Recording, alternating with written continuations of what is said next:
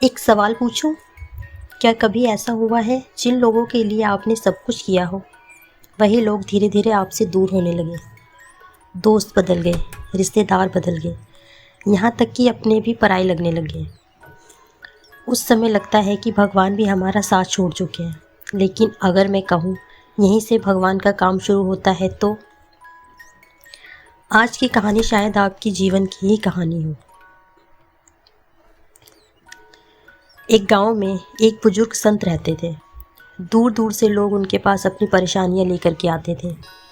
एक दिन करीब 35 साल का एक युवक रोता हुआ उनके पास पहुंचा और उसने कहा, गुरुदेव, मैंने कभी किसी का बुरा नहीं किया, फिर भी आज सब ने मुझे छोड़ दिया। दोस्त, रिश्तेदार, यहाँ तक कि जिन्हें मैं अपना परिवार मानता था, उन्होंने भी मुंह मोड़ लिया। संत मुस्कुराए। उन्होंने कोई उत्तर नहीं दिया, बस अपने साथ जंगल की ओर चलने के लिए कहा। चलते चलते वे एक पुरानी आम के पेड़ के पास रुके। संत ने पूछा, बताओ, इस पेड़ पर सबसे ज़्यादा पत्थर कौन मारता है? युवक ने बोला, जिस पेड़ पर सबसे मीठे आम होते हैं। संत ने फिर पूछा, और सूखे पेड़ पर? युवक बोला, उससे तो कोई देखता भी नहीं है। संत ने युवक की ओर देखा और बोले, यही तुम्हारे प्रश्न का उत्तर है। युवक समझ नहीं पाया। संत ने कहा, जब ईश्वर किसी इंसान को अंदर से मजबूत बनाना शुरू करते हैं, तो सबसे पहले उसे लोगों पर निर्भर रहना छोड़ना सिखाते हैं। इसलिए कभी कभी लोग तुम्हारी ज़िंदगी से निकाल दिए जाते हैं, सज़ा देने के लिए नहीं, तुम्हें अपने असली उद्देश्य तक पहुंचाने के लिए। युवक की आंखों में आंसू आ गए। उसने पहली बार अपने दर्द को दूसरे नज़रिए से देखा।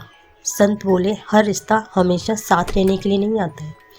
कुछ रिश्ते सिर्फ तुम्हें बदलने आते हैं, और जिस दिन तुम यह समझ जाओगे, उस दिन तुम किसी के जाने से टूटोगे नहीं, बल्कि खुद को और मजबूत पाओगे। तो आज अगर आप भी ऐसे दौर से गुजर रहे हैं जहां लोग आपको छोड़कर जा रहे हैं, तो हर बार इसे अपनी हार मत समझिए। हो सकता है ईश्वर आपकी ज़िंदगी में नई जगह बनाने के लिए पुरानी चीज़ों को हटा रहे हों। लेकिन एक बात हमेशा याद रखिए, हर रिश्ता टूटना ईश्वर की इच्छा नहीं होता। कई बार रिश्ते हमारी गलतियों, गलतफहमियों या परिस्थितियों की वजह से भी टूटते हैं। इसलिए दर्द से सीखिए, खुद को बेहतर बनाइए और फिर आगे बढ़िए। अगर आपकी ज़िंदगी में भी कभी ऐसा समय आया है तो किसी अपने ने आपका साथ छोड़ दिया हो, तो सिर्फ ओम लिखिए, मैं आपके लिए प्रार्थना करूँगी।